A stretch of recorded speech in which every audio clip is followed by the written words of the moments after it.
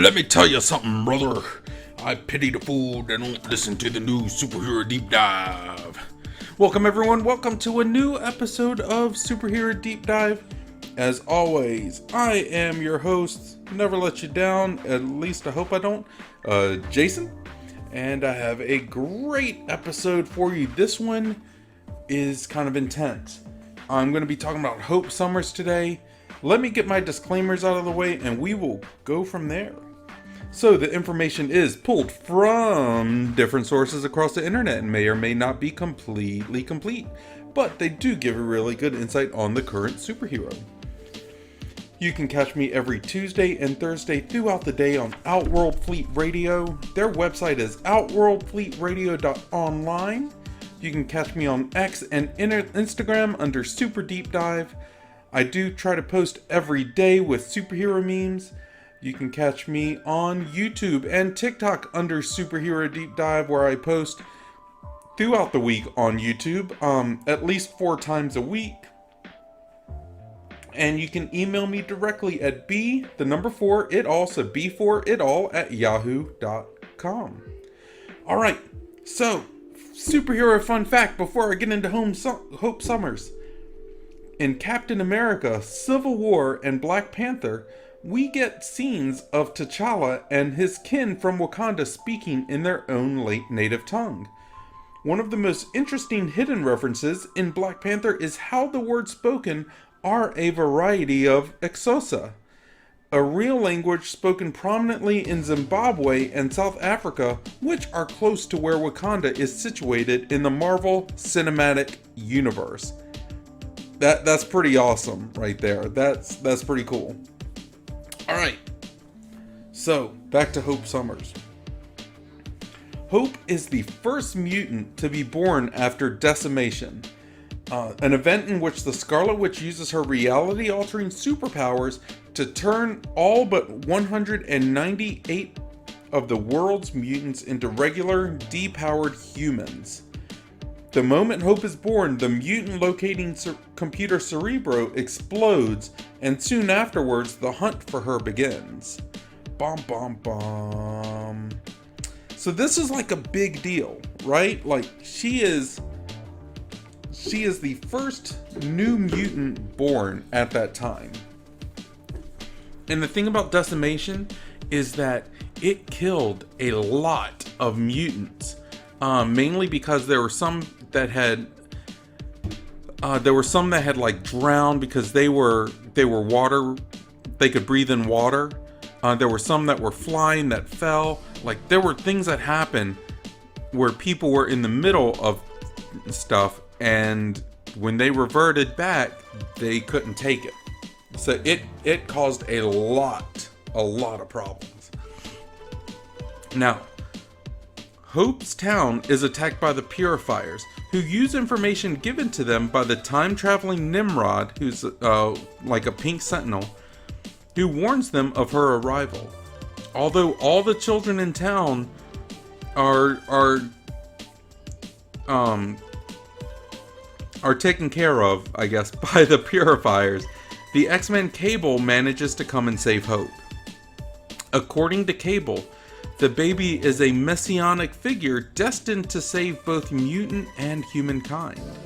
The Purifiers and Bishop, however, recall a timeline in which Hope will become the mutant equivalent of the Antichrist and kill 1 million humans in an instant.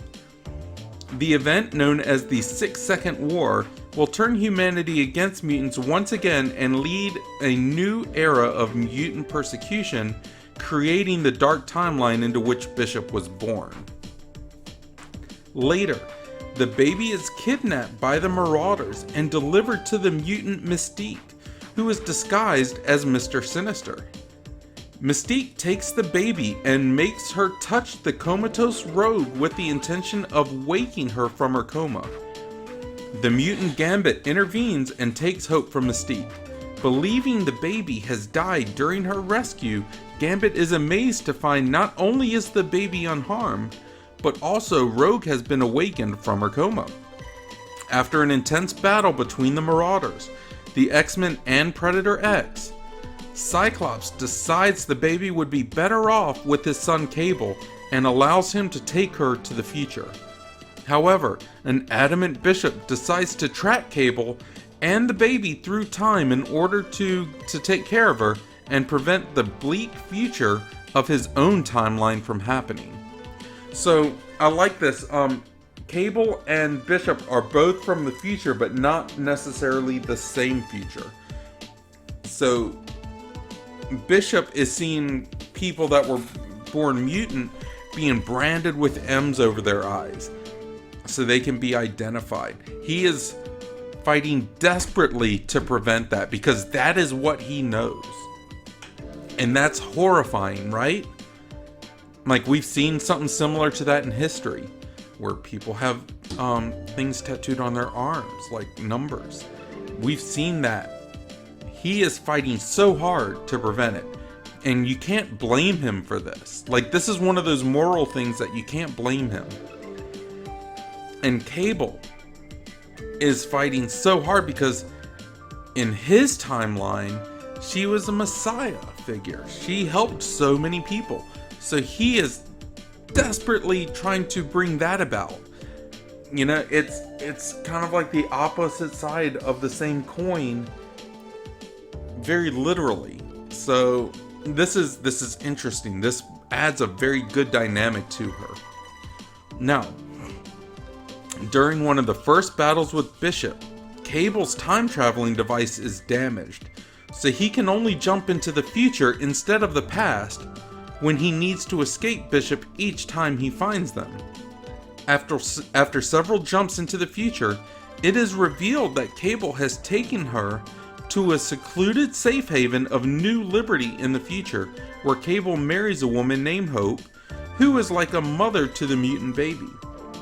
Finding relative peace there, he raises her with Hope until she is 7 years old. But then, New Liberty is invaded by humanoid insects who calls themselves the United States Army. It's not the same. Later calling themselves humanoid Bletarians. Cable fights them and leaves New Liberty with his wife and her in order to make sure that New Liberty does not fall. After spending months in the wasteland, the family is attacked by the president of the insects, from whom Hope manages to save her family by stabbing the insect in his weak spot, since she has been watching Cable fight. Cable questions the president, where he finds out that Bishop, in order to find Hope in the future, has destroyed all the continents in the world and left them uninhabitable except North America, in order to box them in, find her, and take care of her. That's insane. That is insane. He's destroying the whole world just to get to her. Like, that's nuts. Cable then takes care of the president, and the family moves on. The family encounters a settlement, but are met with resistance. Cable takes care of them easily, but not fast enough, as Hope is shot and dies in Cable's arms while the little girl watches. The little girl sees Cable bury the closest thing she ever had to a mother and departs with him. After arriving at a church, the pastor asks the name of the child. In that moment, Cable decides to name her Hope Summers in honor of her adoptive mother. Very nice. In the Messiah War storyline, which ran through Cable and X-Force, Hope Summers was the center of conflict between the forces of Strife, Cable, and X-Force. The Messiah War was part of a 3-part story that began with X-Men Messiah Complex. During the Messiah War, Hope was kidnapped by Cable's clone Strife in league with Bishop. So Bishop is going all out. He is destroying the world to box her in, and he is going to Cable's clone, who is his worst enemy, to try to get this taken care of. Like, that's how afraid he is of his future happening. And it almost looks like in his effort to do this, he is starting to create his own future. Isn't that crazy? Now Hope watched as Strife tortured Warpath until Cable, Wolverine, and Elixir came to their rescue. In the following fight, Hope survived along with the rest of the X-Force and Cable, though Bishop lost an eye to Wolverine and had his time travel device damaged. When Cable and Hope were forced to time travel again, Hope resisted because she wanted to stay with X-23 and Elixir, with whom she bonded with during the events of the Messiah War. She kicked Cable in mid-jump, stranding herself and Cable 2 years apart. They eventually reunited, with Hope now 11 years old instead of 9.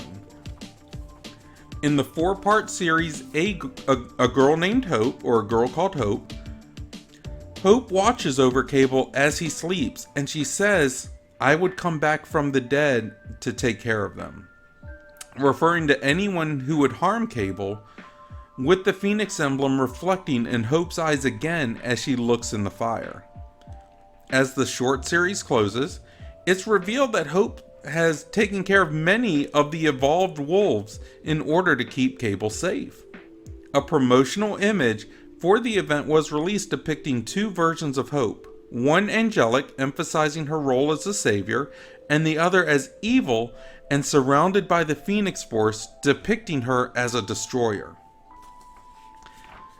During the X-Men Second Coming story arc, Hope manifests various X-Men powers, such as Armor's psionic armor, who we did a deep dive on, Colossus organic steel, and takes care of Lang and Creed. Nightcrawler saves her from Bastion dying in the process, and with the assistance of the X-Men, she eradicates Bastion and shatters the dome surrounding the city. At a celebratory bonfire, Emma Frost notices the flames around Hope start to take shape of the Phoenix and triggers a flashback to the Sisterhood storyline, where Jean freed her from Lady Mastermind's illusion after giving her the warning to prepare. Seized with terror, Emma runs to Cyclops to warn him, but before she can, Cyclops tells her that Cerebro has found 5 new mutants that have appeared around the globe. This is crazy because they're not, and I like how they're handling this right now. Marvel did a really good job in this beginning, handling her character so far, because they're not really giving her a tendency one way or another. They're showing both sides, and it's kind of like which way is she gonna go. Now, after the events of Second Coming, 5 new mutants are detected by Cerebro. Hope is then tasked with the mission to help find these 5 lights. Hope finds the first of the 5 lights in Canada, attempting to take care of herself by jumping off a building. Hope touches the girl, Laurie Tremette, whose mutation is jump-started, which is a power display similar to Sage's, and she develops an ability to fly. Introducing herself, she also agrees to follow Hope, and being in Canada, Hope expressed an interest in discovering her biological family, to which Cyclops agreed and organized an escort team of Rogue, Dr. Nemesis, and Cypher. Once the group arrived in Alaska, they discovered the identity of Louise Spaulding. They visited her grave, as Louise was one of the casualties of the Purifiers when they took care of everyone in the hospital. And Hope was able to meet her maternal grandmother. Although she did not reveal her biological connection, she learned that Louise was considered a fiery redhead with a strong will, free spirit, and a good head on her shoulders, which is right up Cyclops' alley, right? He does like the redheads. Anyway, she worked as a firefighter in or near Cooperstown, Alaska, and didn't show any desire to settle down until she got impregnated with Hope. Later, she is called to Mexico by Cecilia Reyes and Cyclops, where the second of the 5 lights lives. This new mutant is a boy named Gabriel Coelho, whose speed powers caused him to move so fast he had become invisible to the naked eye. Cyclops taps into Cecilia's powers to create a force field around his rune so they would not lose him before Hope Summers could arrive to help. Hope manages to help him gather control of his abilities. However, it is also revealed that his powers made him age slightly. Accompanied by Storm, Hope finds the third of the 5 lights praying in a small church in Nigeria, surrounded by armed men who wish to take care of her, as they believe she is a witch child due to her newly manifesting power over fire and ice. That's a cool power set. Hope manages to help this new mutant, a girl named Ide Okonkwo, calm herself and gather control of her abilities. As Storm and Hope proceed to leave with Ide, the men attack, but Ide protects them from harm using her ability over fire to destroy the men's vehicles. She then opens her eyes to reveal her right pupil is blue, manifesting ice, and her left pupil is orange, manifesting fire. Later, Rogue, Hope, and the Lights arrive in Miami Beach to search for the 4th light, a boy named Tion, in the hope of having him join the X-Men. Their first interaction with Tion results in the feral boy's attempt at mating with Hope. A battle ensues and is promptly finished by Hope, who uses her power to tame Tion. From this point, Tion views her as his master. In the series Generation Hope, Hope and the other 4 lights, along with Rogue, Cyclops, and Wolverine, travel to Tokyo to find the 5th so-called light, a mutant boy named Kenji Uedo. Like the 4 new mutants to emerge since M-Day, Kenji's mutant powers manifested and cause some horrible side effects.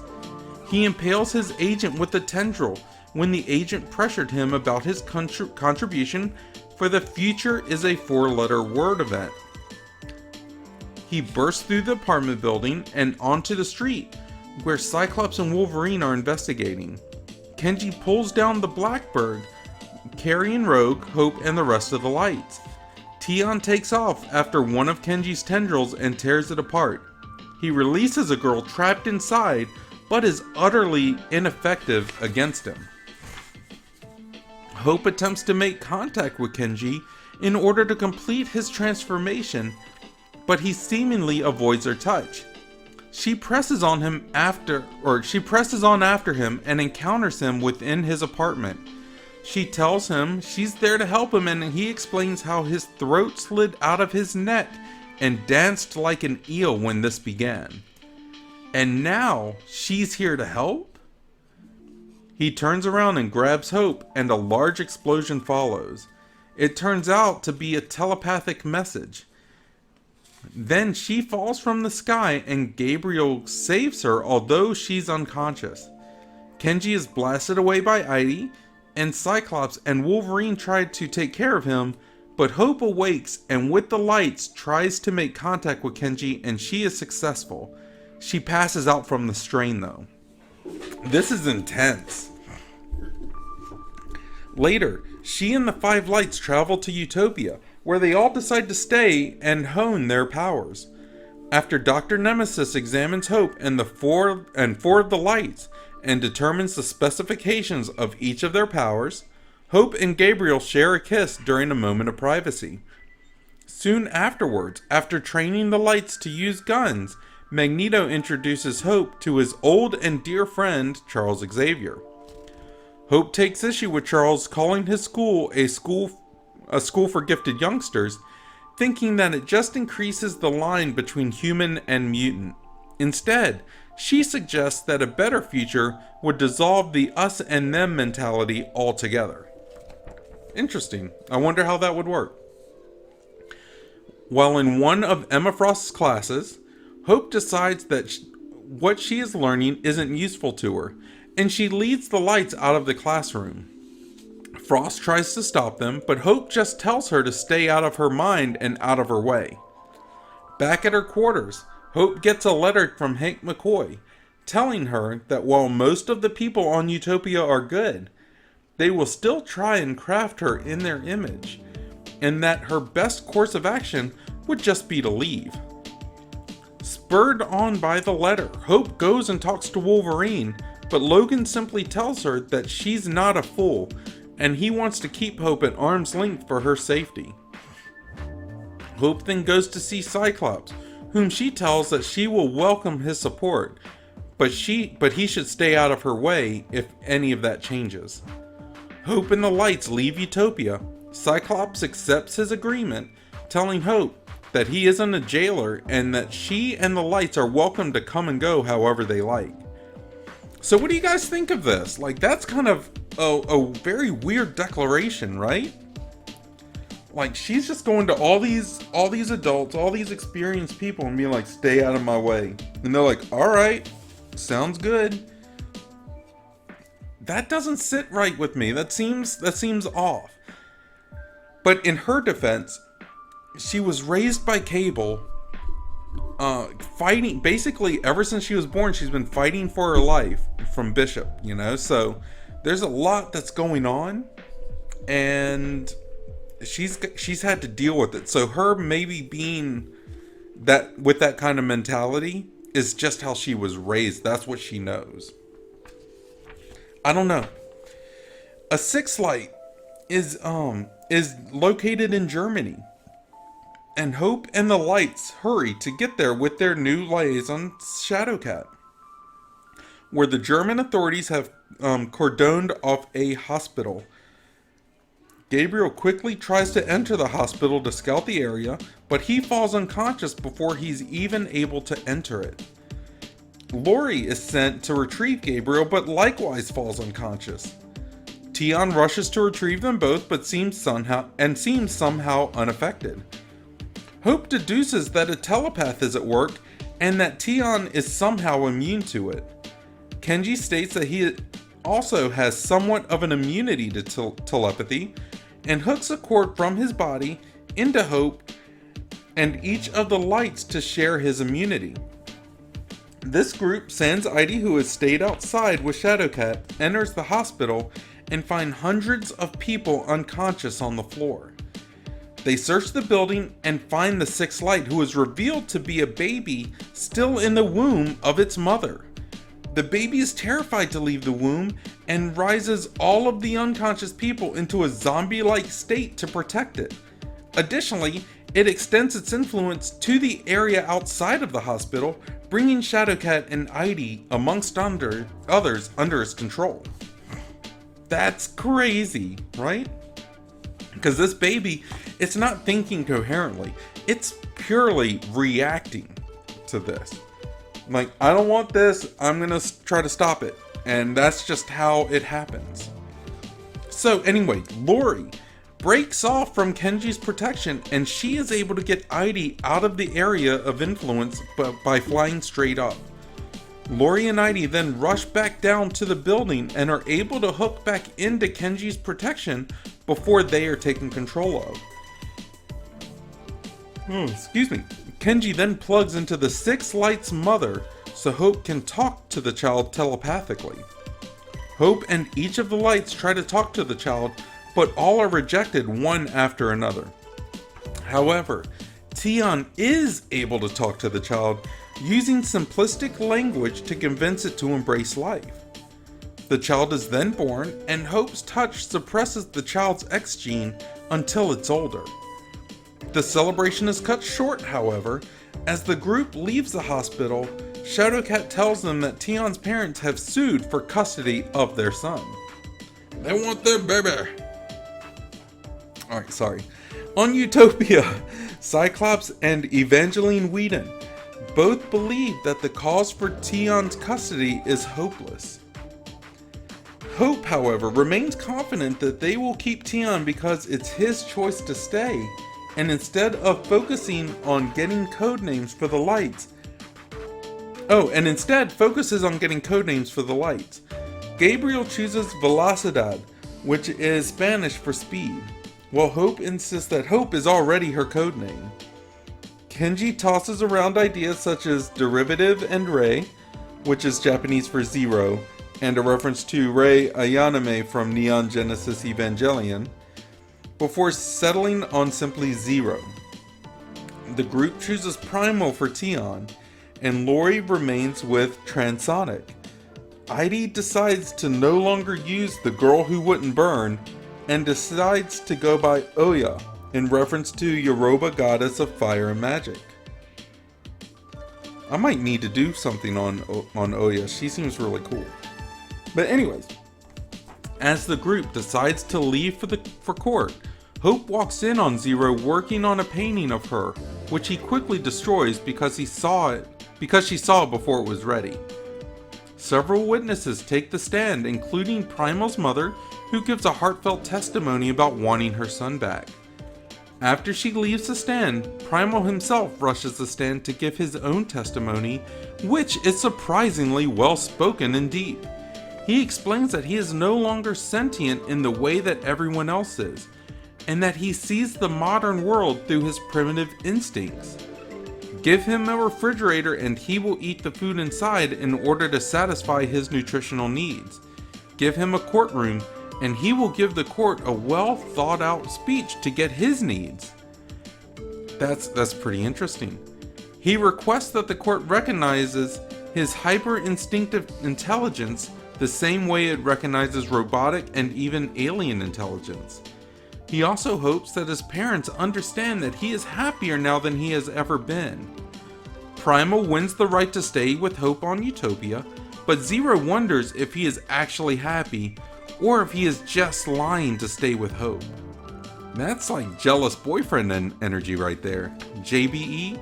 I don't know. Alright. He talks with Transonic about how Hope has changed them all, and they both agree that something isn't right about it.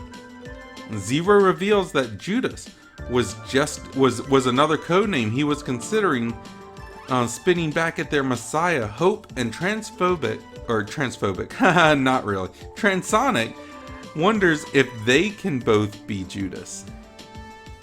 In the United Kingdom, a boy named Zishan is talking to his friends about how difficult it must truly be to be a mutant, especially if you get an uncool power.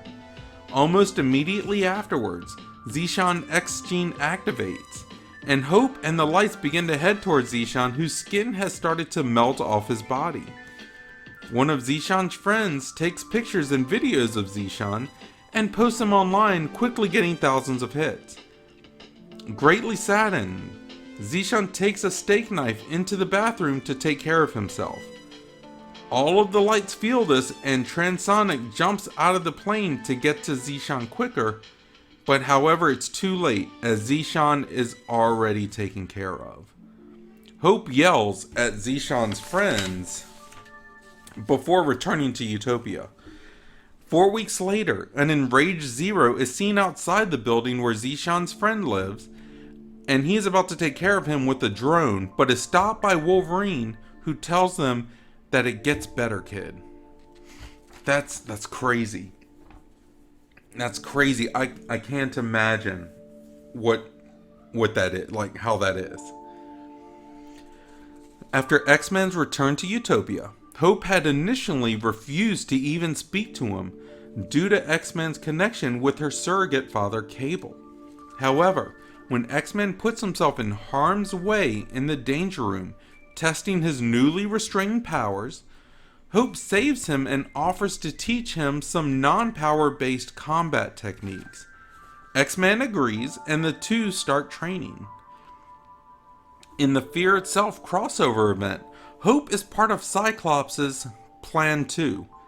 In defeating Kurth, the Breaker of Stone, who was leading his trail of destruction to San Francisco, Cyclops gathers all the mutants of Utopia behind Hope and gives her free reign to use any and all of their powers to remove Kurth's telepathy-blocking helmet. Hope is successful in doing this, but is rendered unconscious from the stress of using all the mutant powers. Unfortunately, this plan is unsuccessful as telepathy is revealed worthless against the worthy. Kurth simply continues his march of terror helmetless, walking past the unconscious Hope. Hope is later shown in Utopia's infirmary, along with Emma Frost, who had been telepathically injured by Kurth when Hope removed his helmet. Emma is shown having a nightmare about the Phoenix, who feeds into Emma's fears that Cyclops will never truly love her as much as he did Jean. This nightmare Phoenix manages to convince Emma that Hope is Jean reincarnated, and tells Emma that she knows what to do. Emma, in a trance-like state, takes her pillow and heads towards Hope, about to smother her. However, she is stopped by Namor, and then they kiss afterwards, because that's what happens when you're around Namor. You're gonna end up kissing him, or wanting to at least. I don't know. Alright. Hope watches news reports of Sentinels gathering after Quentin Quire's attack on the UN alongside Cyclops, Wolverine, Emma Frost, Magneto, and others. She is perturbed by the prospect of an oncoming attack and muses that such situations always end with dead mutants because people are always afraid of them. Later, after Oya and Transonic leave with several of the X-Men to attend the opening of a mutant history museum, Hope and Velocidad go on a date. The date appears to be cut short, however, as the new Hellfire Club attacks the museum and defeats most of the X-Men. Hope and Velocidad arrive at the museum to discover that Oya has saved the day by taking care of most of the Hellfire Grunts based on Cyclops' orders to do what she thought was necessary. This causes Hope to chastise Transonic for losing her head during the battle and leaving Oya in that position. But Transonic explains that she is not a soldier except when Hope is around to influence her. Zero asks Oya if she is okay, but she horrifies Hope and the other lights by asking if there's anyone else she needs to take care of. Wow, so she's like in a bloodlust at this point. Like, she's not thinking straight. She's not seeing straight. She is just hyper focused on that one thing, and that one thing is scary. Alright. Hope was not okay about the fact that both Logan and Scott want Oya to leave with Logan, but after a conversation with Transonic, she accepted it. Hope also asked Pixie, who we did a deep dive on, not to leave, as her team needed a teleporter to avoid being too late to help other lights, just like when they were too late to help Zishan.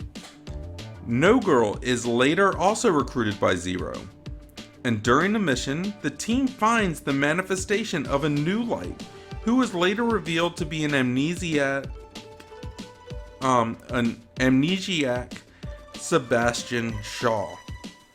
The front lobe of No Girl is destroyed, and Zero uses his powers to make her a body. Hope invites Shaw to also join the Lights, but when they return to Utopia, the team is attacked by the former members of the Morlocks. Hope is forced to control Zero's powers to stop them, and after this, Zero loses confidence in Hope and rebels against her. Zero, using implants he had placed into the brains of some of Utopia's inhabitants, manipulates them into clamoring for Hope's non-living status. No Girl later takes care of Zero by disrupting his powers, also destroying the body he gave her. Her brain endures though, however, and Nemesis and Danger build her a new containment unit to house her brain. Now, No Girl is basically just a floating brain. She is female, that's why it's No Girl. Alright. Before Cable can fire a round into Red Hulk's head, he hears a voice screaming no. To his surprise, it's Hope and Cyclops who were brought by Blacksmith to stop him. Hope immediately hugs him and pleads to him to stop trying to take out the Avengers. Cyclops feels that Cable has lost control of his mind due to the techno-organic virus. Now here's the funny thing about Cable. Half of Cable's body looks like a machine or a cyborg. And it's because of this virus that he has called the techno-organic virus. It's like slowly, it's trying to take over his body, and his telepathy is kind of keeping it at bay. He's got a clone named Strife who is all human looking and has the same powers. So Strife constantly tries to mess with Cable to say that Cable's actually a clone since he's part machine at this point. And it makes so much sense, especially if you're the clone, you want to be the real version, and you look more like the real version than the real version does. So it's awesome. He is an amazing villain, and should I do a deep dive on him? Let me know. Like, if you think I should start covering some villains, I am all about it because it's awesome. But anyway, let me get back to this. Okay, so anyway, Cyclops feels that Cable has lost control of his mind due to the techno-organic virus. Cyclops attempts to free the Avengers only to be held at gunpoint by his son Cable as he explains why it has to be done. Hope intervenes by saying that she has grown and can make her own decision. You know, which is what all kids do. Like, I'm old enough to do what I want. I can make my own decisions. You're not even my real daddy. I don't think she said that, but you know what I'm saying. Cable states the mission has been compromised due to the fact that Hope isn't supposed to be there in the first place. She ultimately manages to permanently cure Cable of the techno-organic virus by completely burning it out of his system once and for all. Cable gives confirmation to Cyclops that Hope is indeed an aspect of the Phoenix Force. That's crazy, right? Why is it that, like, I don't know if you guys have noticed, but, you know, like, Jean Grey was the Phoenix, and then, you know, the Phoenixes kind of jumped around to other people. At one point, it was, like, split between 5 or 6 different people. Cyclops has always been around it. I don't think that Jean Grey is necessarily the conduit for the Phoenix. I think Cyclops is like a beacon for the Phoenix. I don't know. This is my opinion. I could be wrong. Alright, so in Avengers vs. X-Men, AVX, Hope is targeted by the Phoenix Force. The Avengers want to take her into custody to protect her from the Phoenix Force, but the X-Men want her to be able to accept it as it could help revive the dwindling mutant race. So they're seeing her as like a jumpstart battery, basically. As the two teams start fighting over this, Cyclops orders Emma to take Hope away so that she could be safe. As the fight continues, Wolverine and Spider-Man sneak into the building only to be confronted by a fiery Hope Summers. Around her were the unconscious teammates from Generation Hope.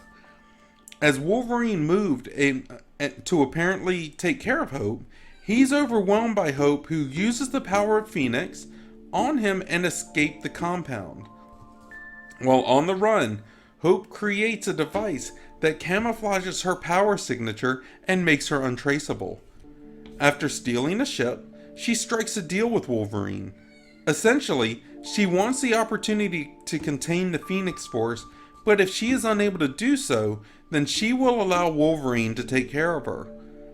However, Hope is betrayed when Wolverine alerts the Avengers to her scheme. The team meets Hope and Wolverine on the blue area of the moon, and before they can contain Hope, the X-Men also arrive. The Phoenix Force arrives and instead of possessing Hope, possesses each of the 5 X-Men present. They take her now comatose body back to Earth and as one declare plans to heal her. However, she is subsequently rescued by the Avengers and the Scarlet Witch, who take her away to safety, with Iron Fist suggesting that she hide in the city of Kunlun. Now, the Phoenix 5, that was Cyclops, Emma Frost, Colossus, Magic, and there was one more. I can't think of who it is. There was one more. Namor, I think. I think it was Namor. I can't remember. If you can think of it, let me know in the comments. That would be outstanding. But yeah, it was Phoenix 5, and they were insane. Like, they were crazy powerful. So having learned about a previous Phoenix host who was also trained to become the Iron Fist of her era, Hope visits Utopia, but Utopia is unable to help her directly, instead instructing her to learn from Spider-Man based on a vision he had. Although uncertain what he can teach her, Spider-Man proceeds to tell Hope about his mantra of great power requiring great responsibility, giving her more to think about in her role as the host for the Phoenix. Spider-Man later teaches her about patience and waiting for one's moment when it comes, and to step up to the challenge. Guided by these lessons, Hope fights alongside the Scarlet Witch against Cyclops when he takes on the full power of the Phoenix Force and ascends to Dark Phoenix as he takes care of Professor X, allowing her to not only take on the power of the Phoenix and restore the mutant race, but also have the power to give up that power afterwards. With her destiny fulfilled, she is shown departing Utopia to find a new place for herself.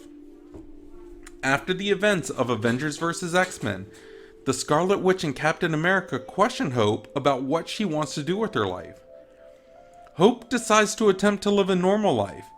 She does not enroll at Jean Grey's Academy, but enrolls in a regular public school. Around this time, Cable wakes up from his coma and is cured of the techno-organic virus thanks to Hope, who has been searching for him, even sleeping in alleyways some nights. The Avengers even checked up on her. Cable disappears off the grid, but he secretly watches Hope in the shadows and even lets her know personally that it's not her job to watch him, but for him to watch over her, like any father would do. Like, he's taken on a full father role in this, and it's great. Hope has been living a normal life for 4 weeks now. She speaks to a psychiatrist named Dr. Townley due to the Avengers making the sessions mandatory. She now has foster parents that watch 27 hours of television a week, and their excessive smiling makes her uncomfortable. Because you gotta remember, she has been born and raised in nothing but conflict. So having 27 hours a week to watch TV, having like that kind of nothing to do and smiling, that's unnerving. Let's see here.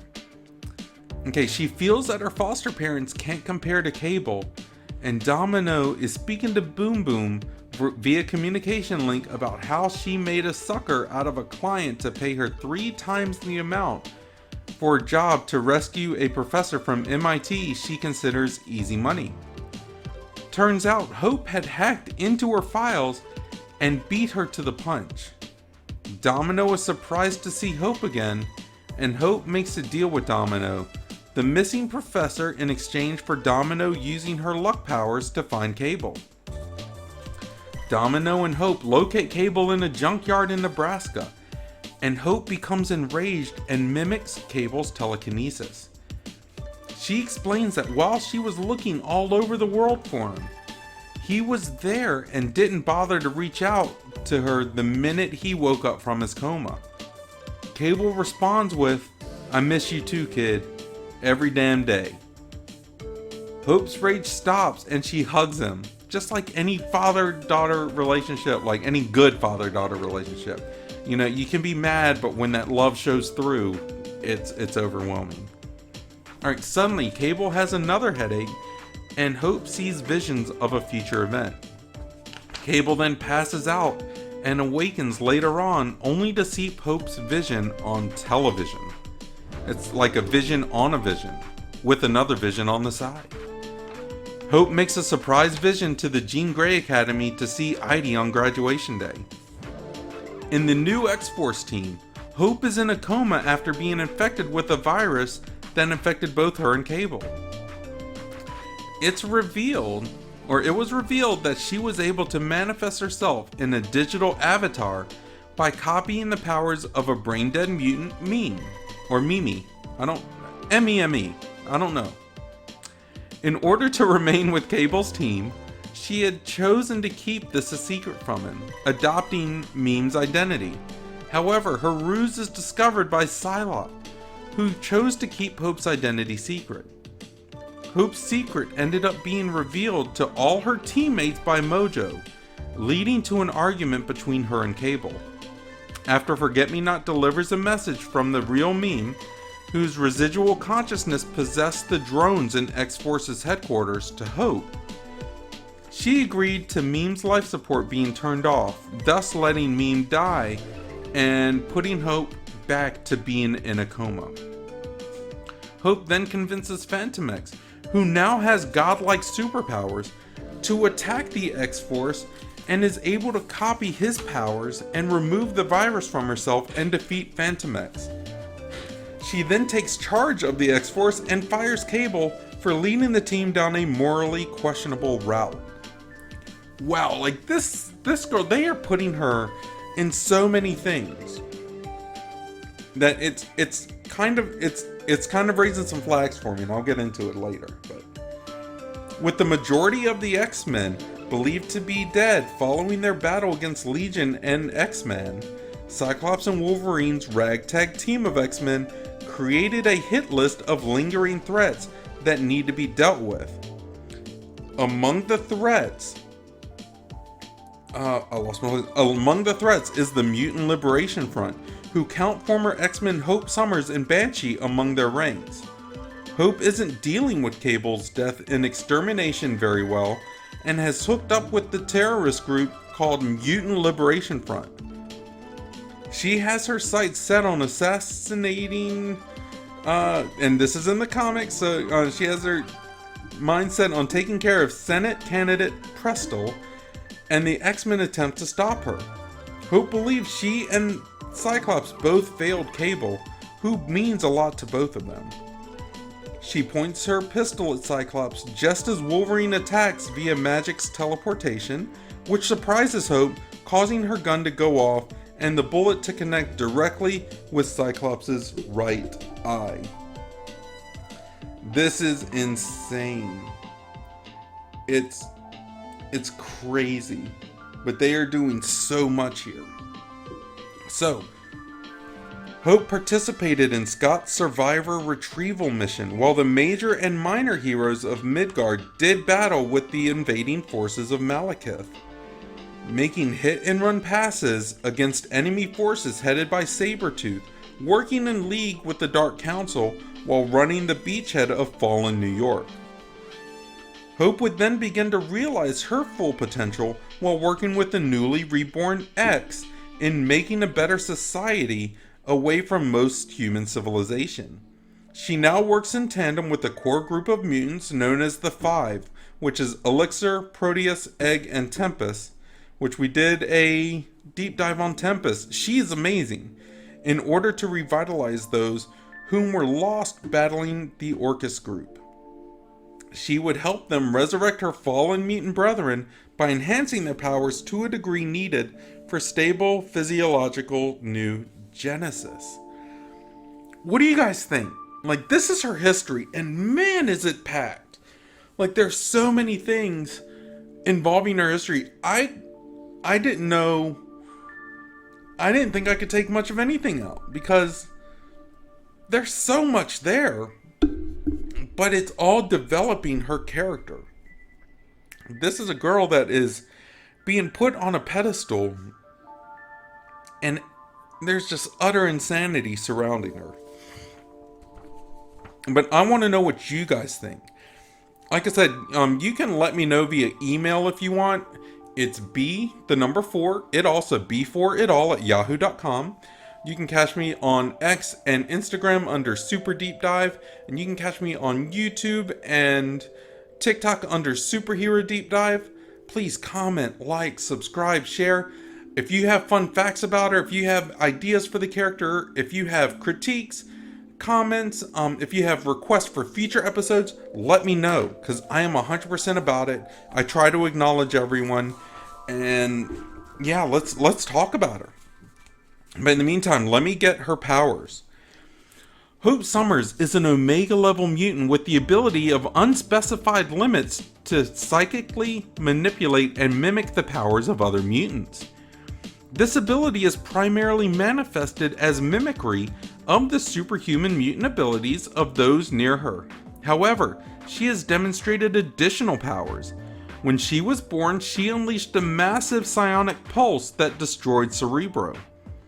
She also proved to be immune to Rogue's newly lethal absorption power, and her touch erased all the previous memories and abilities Rogue had absorbed, including those of the Hecatome. She also cured Rogue of the Strain 88 virus. And during Messiah Complex, when the 3-in-1 tried to search for her, when she was kidnapped by the Marauders, she was able to block and disrupt Cerebro from finding her. Hope Summer can also mimic mutant powers at their utmost capacity. However, she generates power levels that are potentially dangerous to people and the environment around her. Prodigy describes her as a metaphorical voodoo doll of the mutant race.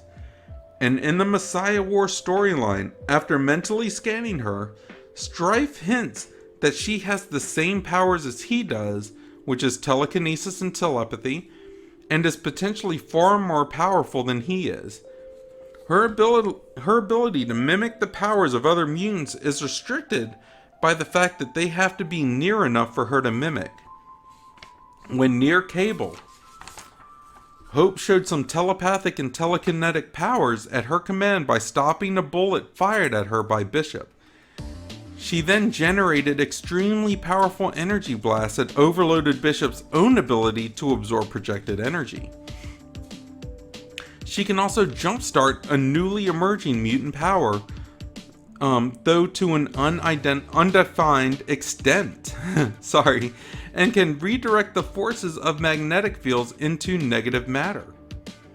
Hellion also theorizes that she is able to unconsciously enhance mutant abilities, such as his own telekinetic powers, to a level he could not reach before she was around him. She was also seen exhibiting several times the Phoenix Force.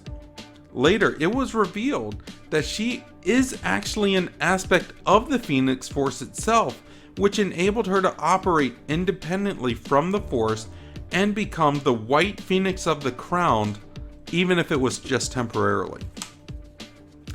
In House of X, Hope's true abilities come to light, wherein she can modulate as well as control the abilities of other mutants, having used her powers in conjunction with others in order to resurrect their fallen members. Thanks to Cable's training, Hope has some knowledge of advanced technology. During her Avengers vs. X-Men storyline, she was able to construct a portable device capable of masking her presence from Cerebra using components found at a common hardware store. So basically, she has the ability to take anyone's powers, copy them, and magnify them to like a crazy degree, to an undefined degree that it can be immediately like Omega level. She also has the ability to take other people's abilities and not like just copy them, but like she can enhance other people's abilities if she wants, to where they're working at something like an Omega level or close to it at least. You know, that's an insane power. That's an insane power. But as someone that was the very first mutant born after decimation, it kind of fits, right? And you can see the boundaries there where on Cable's side, if it was honed, if it was tuned, and her powers were used correctly, yes, it could save millions of people. It could save an entire race. But on Bishop's side, where if it's led by fear, if it's not tuned in correctly, if it's used recklessly, a bunch of people can die. A bunch of things can go wrong, and his power, or not his power, but his future of having been branded over the eye with the giant M to signify that he was a mutant can absolutely come to place. So I love the fact that even with this, even with their powers and all the stuff that she's done, they still can't decide whether or not one side, like whether Cable is right or Bishop is right. You know, and that's pretty cool. Let me get into fun facts though. Fun facts, her character makes her film debut in Deadpool 2, portrayed by Isley Hervonen. In the film, Cable travels back in time to undo the taking care of his wife and daughter by the future Russell Collins, aka Fire Fist. When Wade Wilson asks Cable about the burnt teddy bear carried around with him, Cable tells Wade that it belonged to his daughter and that her name is Hope. In the end, Cable and Deadpool succeed stopping Russell, and burns on the teddy bear vanish, indicating that his family is alive again in the future, although Cable decides to remain in the present to help the future turn out better than it did originally. Hope Summer is also a playable character in Marvel Superhero Squad Online, and appears in several cards on the mobile game Marvel War of Heroes. Hope Summers is featured in the mobile card game X-Men Battle of the Atom based on the comic book story with the same name, and was part of the Marvel Legends Terex Build-A-Figure line released by Hasbro in 2012. Hope Summer is also one of the 4 mini-mates included in the Avengers vs. X-Men box set released in 2012, and Hope Summers is referenced in Dark City, an expansion to Legendary, a Marvel deck building game. She is included in a game scheme called Capture Baby Hope, where the players have to prevent the villains from successfully kidnapping her as a baby. In 2014, Entertainment Weekly ranked Hope Summers 73rd on their Let's Rank Every X-Men Ever list. In 2018, CBR.com, which is Comic Book Resources, ranked Hope Summers 5th in their X-Men Strongest Members of the Summers Family list. In 2018, CBR.com also ranked Hope Summers 1st in their 8 X-Men kids cooler than their parents and 7 who are way worse list. In 2019, Screen Rant ranked Hope Summers 3rd in their X-Men 10 Most Powerful Members of the Summers Family list. In 2019, CBR.com also ranked Hope Summers 7th in their X-Men All of Marvel's Omega Level Mutants ranked by Power list. Screen Rant ranked Hope Summers 2nd in their 10 Most Powerful Alternate Universe Members of the X-Men list in 2021. In 2022, Collider ranked Hope Summers 3rd in their 10 Most Powerful Marvel Mutants list, and 10th in their 20 Most Powerful Marvel Character list. Oh goodness, in 2022, Mary Sue ranked Hope Summers 10th in their 10 Most Powerful X-Men of All Time list. And in 2022, CBR.com, which is once again Comic Book Resources, ranked Hope Summers 4th in their Most Powerful Summers Grey Kids from the X-Men comics, 6th in their top 10 X-Men characters fans want in the MCU list, and 13th in their 15th strongest Omega level X-Men list. I wonder how many Summers Grey Kids there are for her to be number 4 on. You got Rachel Summers, you got Cable, you got her. I only know 3 off the top of my head. I gotta think. But what do you guys think? This is crazy, right? Like, she's insanely powerful. She hasn't been out in the media too much. It's been like little clips here and there. But where do we go? Let's go to final thoughts. So final thoughts. Hope seems like a victim of being overhyped, in my opinion. Like, I've gone and said it. It seems like so much was riding on her, and then suddenly it wasn't. It was almost like after Hope, there was a bunch of new mutants that showed up with much greater power sets and capabilities, and Hope seemed to fall by the wayside. I mean, the future, at least at one point, was depending on her, right? Like, which way is it going to go? So where do we go from here? What can we do with Hope now? If Hope is going to be a leader in the mutant future, then she needs to start acting like it like yesterday. Have her head up a team in her own comic series, one that she develops herself. Like, she learned everything from Cable, so I want to see her strategy, her planning, and her combat expertise. Like, I want to see these things work. I want to see Hope not just be like, yeah, I'm here to support people and this. I want to see her headed up. So her power set's amazing because she can take anyone's powers, but she can also amp up anyone to their maximum potential. But does that make her relied upon too much with that? I want to see some real character development from her. I want to see her angry because she has so much pressure on her at any given time, but at heart she's still just a young woman. And I want to see something real. I don't want to feel like I've gotten enough of that, and I don't feel like I've gotten enough of that from her. I feel like she's being put in these decisions, and then she'll act accordingly, and then it just kind of falls away. I want to see some real development from her. But what do you guys think? Like, am I totally off base with this? Let me know. Let me know in the comments. Like I said, you can catch me on X and Instagram under Super Deep Dive. I post daily on those with superhero memes, so please follow. My DMs are always open as well. You can email me directly at b4itall@yahoo.com. And yeah, catch me on TikTok where I post superhero memes daily under Superhero Deep Dive. And catch me on YouTube where I post superhero memes, but I also post 4 times a week with AI generated artwork. If you're into that, I post the deep dive. I post other random things. Please follow, subscribe, hit that notification bell, like, comment. If you have fun facts I missed, if you have things about the character that you like, let me know. Let's have a conversation. I want to know what you guys think of these characters and how you would handle them. And if you have requests for future episodes, let me know. A lot of my episodes are done as requests. So I am 100% about it. Let's have a conversation, grow the community, and really make a dent in it. But guys, I think I'm going to head out for now. I've gone well over an hour, so I'm sorry if it runs long, but I hope everyone is blessed. I hope everyone's happy. I hope everyone is safe. I hope everyone is smart. And if you're not smart, don't get caught. See you guys next time. Bye-bye.